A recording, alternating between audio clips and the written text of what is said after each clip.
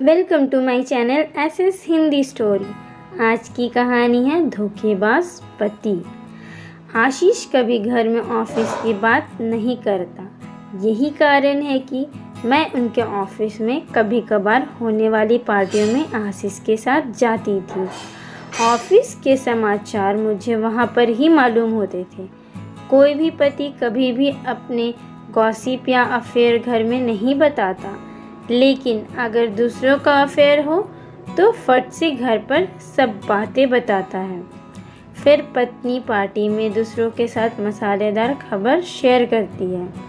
उस वक्त बताने वाले की आंखों की चमक और सुनने वालों की उत्सुकता देखने लायक होती है। पिछले हफ्ते की पार्टी में मैं सभी महिलाओं के आकर्षण का केंद्र थी। सबसे पहले छवि ने मुझे सबके सामने बेइज्जत करते हुए कहा, उस अकाउंट सेक्शन की बकबक करने वाली वर्षा से तुम्हारे आशीष का अफेयर शुरू है। यह बात सच है क्या? उसके बाद प्रिया, दिव्यानी, मंदाकिनी, अंजलि सभी ने इस खबर की पुष्टि की। उन्होंने कहा कि आशीष को सिनेमा घर जाते समय होटल में कॉफ़ी पीते हुए देखा गया था, इसीलिए शक की कोई गुंजाइश नहीं थी। मैं पूरी तरह से दुखी हो गई। मैं यहाँ से दिखाने में सफल रही कि इस खबर का मुझ पर कोई असर नहीं हुआ।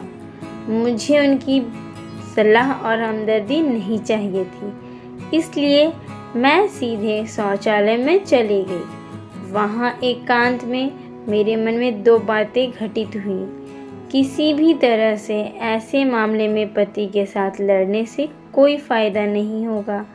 हमेशा लड़ाई का असर उल्टा होता है। दूसरी बात, ऐसे में रोने से कोई फ़ायदा नहीं होगा, फिर कुछ अलग चाल चलनी पड़ेगी। मैं वॉशरूम से निकलकर पार्टी हॉल में उनके मामले की गंभीरता का अंदाज़ा लगाने गई।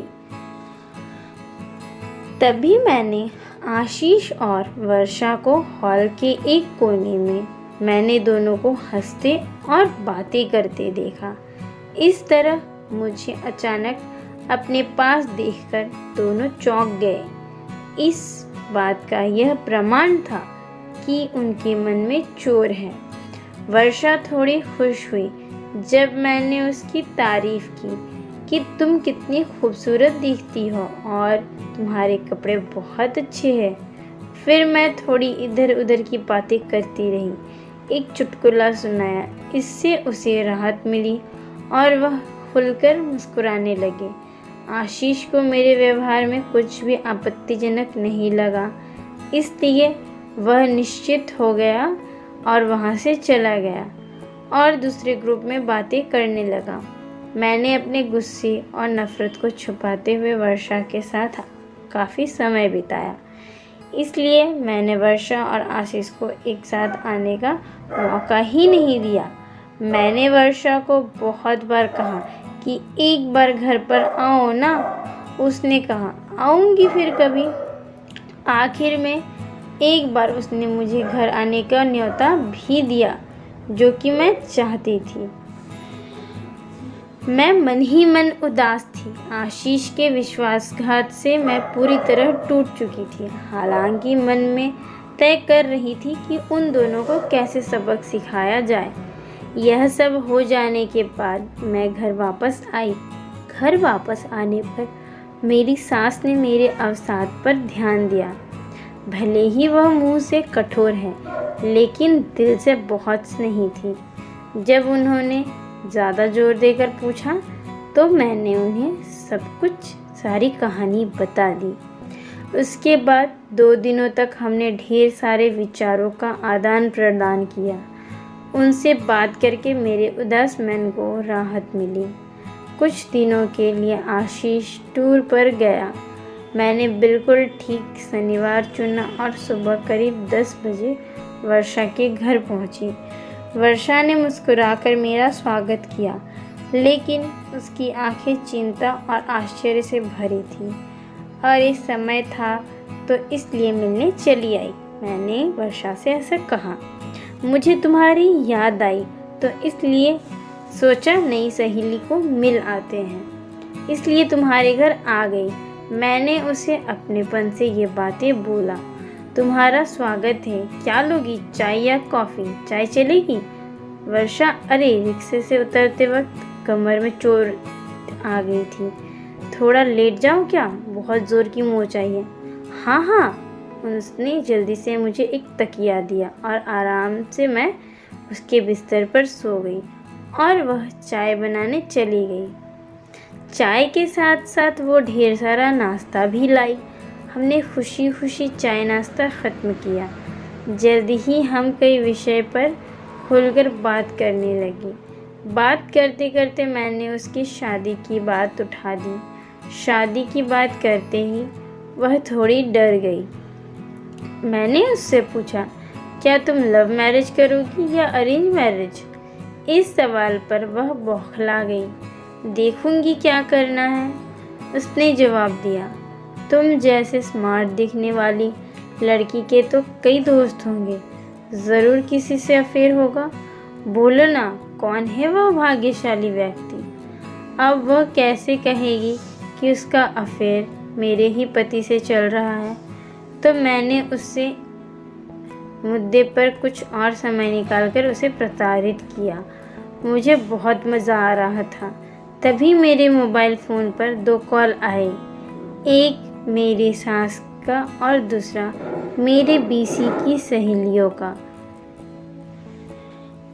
मैंने उन दोनों से कहा कि मैं अब भी वर्षा के घर आई हूँ। मुश्किल से आधा घंटा बीता था और मैंने उन्हें बताया कि मुझे चोट लगी है। तभी मेरी सास, मेरी ननद मीनाक्षी और उनके दोनों बच्चे और दामाद जी शिव सभी वर्षा के घर में दाखिल हुए।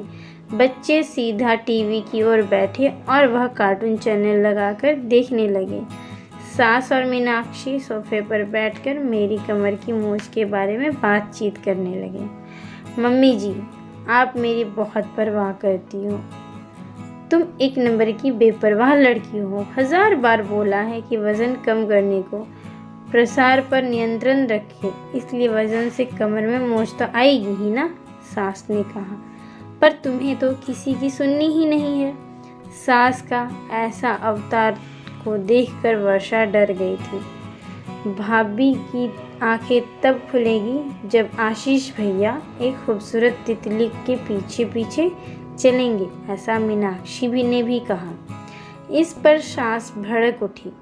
तुम्हारे भैया के पैर तोड़ दूंगी और उस तितली के भी पैर, समझी? मेरे सास ने मीनाक्षी को जवाब दिया। अरे माँ, मैं मजाक कर रही थी, क्या तुम नाराज़ हो गई? फिर मूर्ख जैसे बातें क्यों कर रही हो? वर्षा अपनी उंगली या एक दूसरे में उलझाकर ज़मीन की तरफ नज़र झुकाए खड़ी थी। मेरी सास की तरफ उसकी देखने की हिम्मत नहीं हुई। सास मुझे और मीनाक्षी को कहने लगी कि आज की लड़की ने ना तो समझ है और ना ही सब्र। अपनी गृहस्थी की संभालने करने की अक्ल भी नहीं होती, फालतू में इसके उसके लफड़े में पड़ना और प्रेम विवाह करना ठीक है क्या? जिस रास्ते पर आपका काम नहीं है उस रास्ते पर क्यों चलना, बराबर ना वर्षा? हाँ हाँ, वर्षा ने झिझकते हुए कहा। हाँ, तुम्हारी शादी हो गई है क्या वर्षा?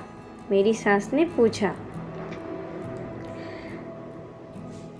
नहीं, तो तुम कब शादी करोगी? जल्दी ही करूँगी। Very good. तुम्हारे माता पिता कहाँ हैं? मेरे पापा गुजर गए हैं, माँ है, वह आज मेरी मौसी से मिलने गए हैं। कब आएंगी? मेरी सास ने पूछा। शाम को आने वाली है, मैं उनसे मिलने आऊँगी कभी। सोनाली, तुम यहाँ ही रुकने वाली हो क्या? कमर की मोच कैसी है अब तुम्हारी? माँ, दर्द तो बढ़ गया, बहुत दर्द हो रहा है, डॉक्टर को बुलाएं क्या? नहीं नहीं, मैंने डरने का नाटक किया और कहा, वर्षा तुम्हारे पास आयोडेक्स है क्या? हाँ है, न लाती हूँ ना, बोलकर वर्षा जल्दी से अंदर गई। मैंने उससे आयोडेक्स लगवाया। मेरी सास वर्षा को जवान लड़कियों को कैसे बर्ताव करना चाहिए, इस पर लेक्चर दे रही थी। मीनाक्षी जानबूझकर छेड़ने के लिए मजबूर कर रही थी। ऐसा माहौल था कि दोनों किसी भी क्षण लड़ने लगेंगे। उस माहौल में वर्षा का तनाव बढ़ गया था। तभी दरवाजे की घंटी बजी। मीनाक्षी ने जाकर दरवाज़ा खोला। जब वह लौटे तो उसके हाथ बीसी समूह के 3 मेरी सहेलियों सालू, रूपाली और मीनाक्षी थी उनके साथ। यह तीनों बहुत बातूनी हैं। उनके आगमन ने माँ बेटी के बीच वाक के युद्ध को रोक दिया, लेकिन रूम का आवाज़ एकदम ज़्यादा बढ़ गया। अपनी नई सहेली से सेवा करवा रही हो क्या सोनाली? रूपाली ने आंखें फैलाकर कहा और सभी हंस पड़े।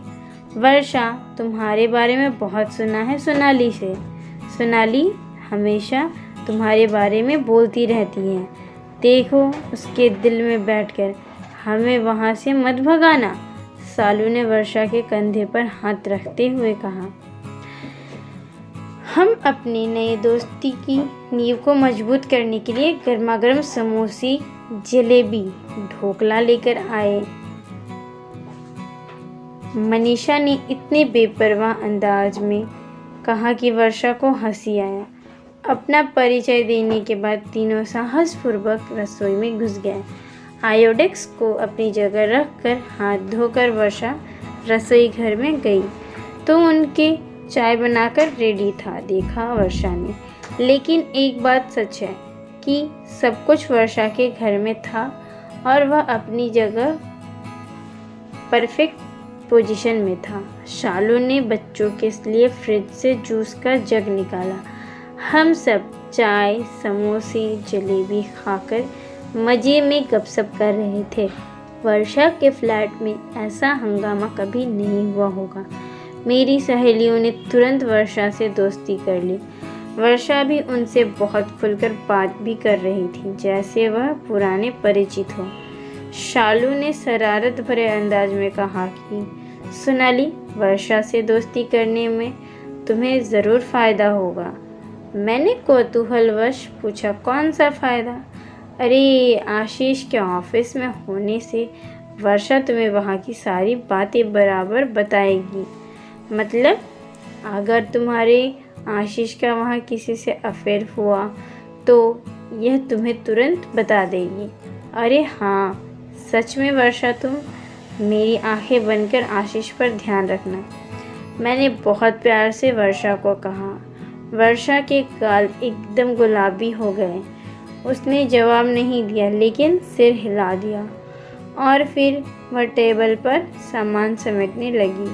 रूम का फैला हुआ सामान निपटाने वाली थी कि तभी मेरे ससुर वहाँ आ गए। उनके आते ही माहौल बदल गया। मेरे ससुर बहुत स्ट्रिक्ट थे। मेरी सहेलियों ने फटाफट पल्लू दोनों कंधे पर लिया और झुककर उनका आशीर्वाद लिया। सब ऐसे चुप हो गए जैसे उनको बोलने आता ही नहीं हो। बहू, घर चलने की स्थिति में हो या एम्बुलेंस बुलाए?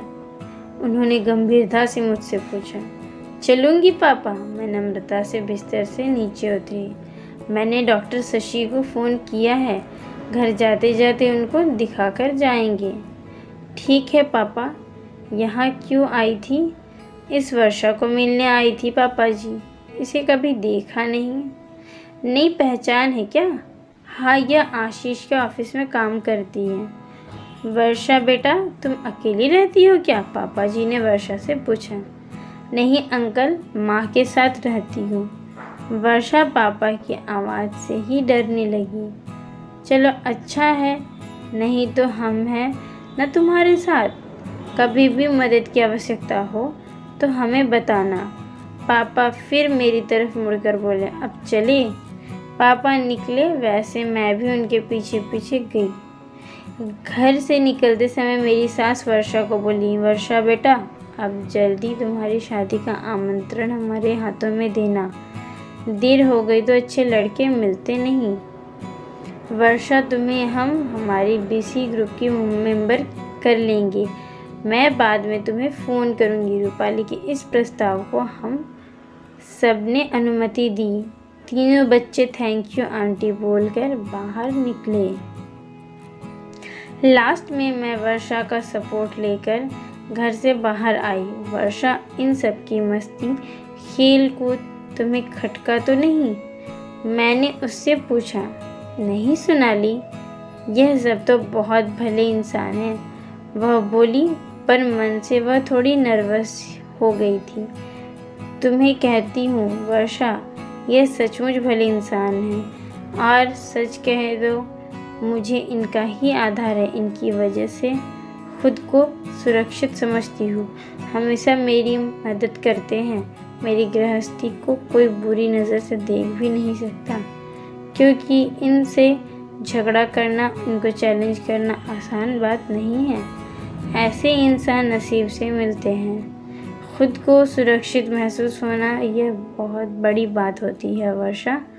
वर्षा ने गर्दन हिलाई। संभाल कर जाना, वर्षा ने कहा सोनाली को।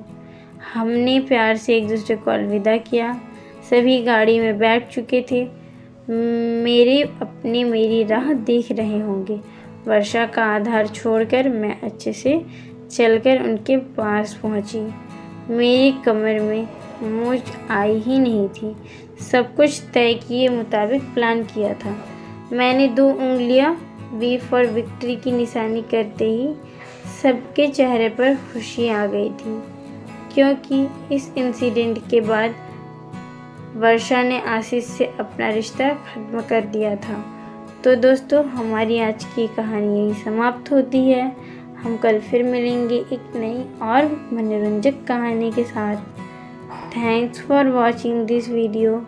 प्लीज़ लाइक करें, सब्सक्राइब करें और कमेंट करके ज़रूर से ज़रूर बताएं कि आपको हमारी कहानी कैसी लगी और आप किस प्रकार की कहानियाँ सुनना पसंद करेंगे।